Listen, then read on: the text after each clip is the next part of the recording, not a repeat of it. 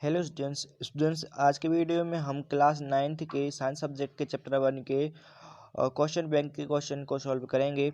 तो सबसे पहले क्वेश्चन है सही विकल्प चुनकर उत्तर लिखिए। तो पहला है पदार्थ की कितनी अवस्थाएं होती हैं। तो स्टूडेंट्स पदार्थ की 3 अवस्थाएं होती हैं।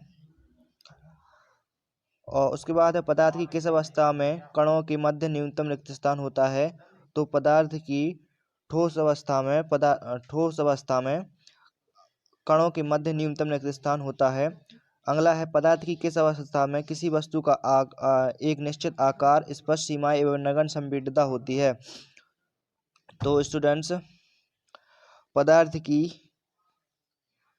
ठोस अवस्था में निश्चित आकार एवं नगण्य संपीड़ितता होती है, इसमें हो जाएगा ठोस।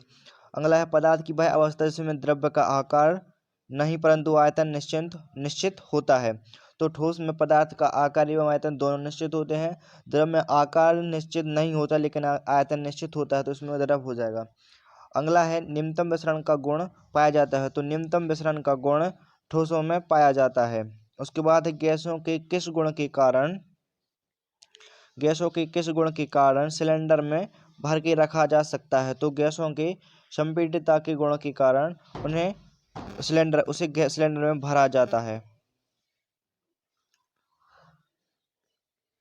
इसके बाद है इसके आंसर है, अब स्क्रीनशॉट ले लीजिए। इसके बाद दूसरा रिक्त स्थानों की पूर्ति कीजिए। जिस न्यूनतम ताप पर ठोस पिघलकर द्रव बन जाता है वह इसका गलनांक कहलाता है। जिस ताप पर ठोस गलना स्टार्ट होता है गलनांक कहलाता है। उसके बाद बर्फ का गलनांक कितना होता है। तो 273.15 केल्विन होता है। उसके बाद है जल के कणों की ऊर्जा खालिस्तान ताप पर बर्फ के कणों की ऊर्जा से अधिक हो जाती है। तो 273 केल्विन ताप पर बर्फ के कणों से ऊर्जा अधिक हो जाती है। ठोस कार्बन डाइऑक्साइड को शुष्क बर्फ नाम से भी जाना जाता है। शुष्क बर्फ। उसके बाद है क्वथनांक से कम तापमान पर द्रव के वाष्प में परिवर्तित होने को क्या कहते हैं। तो क्वथनांक से कम तापमान पर द्रव के वाष्प में परिवर्तित होने की प्रक्रिया को वाष्पन कहते हैं। क्वेश्चन नंबर 2 के आंसर यहाँ पे हैं, आप चाहे तो स्क्रीनशॉट ले लें। इसके बाद है निम्नलिखित प्रश्नों का उत्तर एक शब्द या एक वाक्य में दीजिए। पहला है जल का गलनांक केल्विन पैमाने पर कितना होता है। तो अभी देखा अपन ने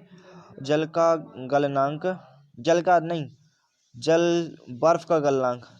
जल ठोस रूप में बर्फ होता है तो ठोस का ही गलनांक होगा। जल तो खुद एक द्रव है तो इसका गलनांक होता है 273 केल्विन। उसके बाद है 300 केल्विन तापमान का डिग्री सेल्सियस में क्या मान होता है। इसको हम नीचे देखते हैं। केल्विन बराबर, इसका एक सूत्र होता है केल्विन ताप बराबर केल्विन स्केल पर ताप बराबर सेल्सियस स्केल पर ताप धन 273। तो हमें 300 केल्विन ताप दिया है, इसको हमें सेल्सियस में बताना है। तो 300 बराबर सेल्सियस ताप धन 273। तो इसका पक्षांतर होगा तो हो जाएगा 300 ऋण 273 सेल्सियस बराबर 27 डिग्री सेल्सियस। यह हमारा सेल्सियस तापमान हो जाएगा। इसके बाद है जल का क्वथनांक कितना होता है। तो 373 केल्विन या 100 डिग्री सेल्सियस इसका क्वथनांक होता है, जल का क्वथनांक होता है। उसके बाद है ठोसों की अपेक्षा द्रव्यों में विसरण की दर अधिक होती है, क्यों। तो इसका आंसर है ठोसों की अपेक्षा द्रवों के कणों के मध्य रिक्त स्थान अधिक होता है। ठोसों के कणों के मध्य रिक्त स्थान अधिक होता है और अंतराणुक बल कम होता है।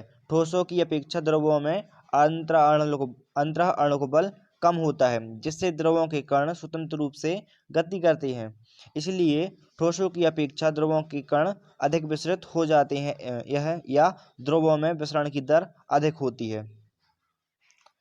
इसके बाद है गुप्त ऊष्मा किसे कहते हैं। तो किसी पदार्थ की गुप्त ऊष्मा ऊष्मा की वह मात्रा है जो उसके इकाई मात्रा द्वारा अवस्था परिवर्तन के समय अवशोषित की जाती है या मुक्त की जाती है, उसे गुप्त ऊष्मा कहते हैं। इसके बाद है संगलन की प्रसुप्त ऊष्मा किसे कहते हैं? तो संगलन की प्रसुप्त ऊष्मा किसे कहते हैं? तो इसका आंसर है वायुमंडलीय दाब पर 1 किलोग्राम ठोस को उसके गलनांक पर द्रव में बदलने के लिए जितनी ऊष्मीय ऊर्जा की आवश्यकता होती है उसे संगलन की प्रसुप्त ऊष्मा कहते हैं। इसके बाद है ऊर्ध्वपातन किसे कहते हैं? एक पदार्थ का उदाहरण दीजिए जिसमें यह गुण पाया जाता है। तो इसका आंसर है ऊर्ध्वपातन कुछ ठोस पदार्थ गर्म करने पर बिना ठोस पदार्थ गर्म करने पर बिना द्रव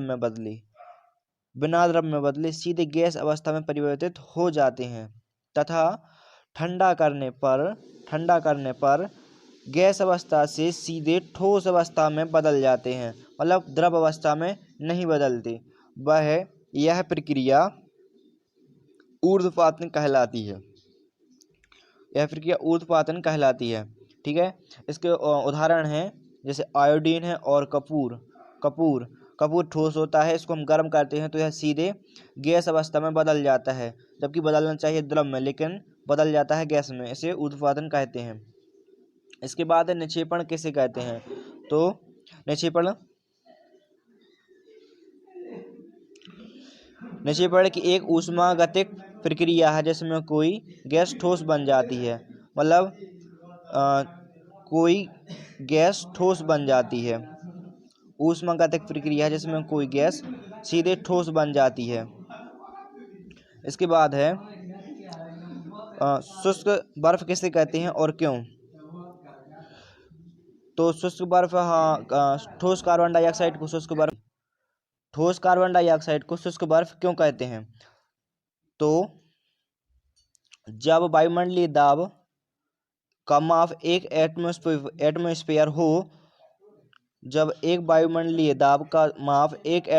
एटमॉस्फेयर हो तो ठोस कार्बन डाइऑक्साइड द्रव अवस्था में आए बिना सीधे गैस अवस्था में परिवर्तित हो जाती है।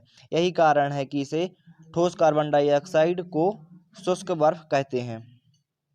तो स्टूडेंट्स, क्वेश्चन बैंक में इतने ही क्वेश्चन हैं, आगे को और क्वेश्चन बैंक के वीडियो आएंगे।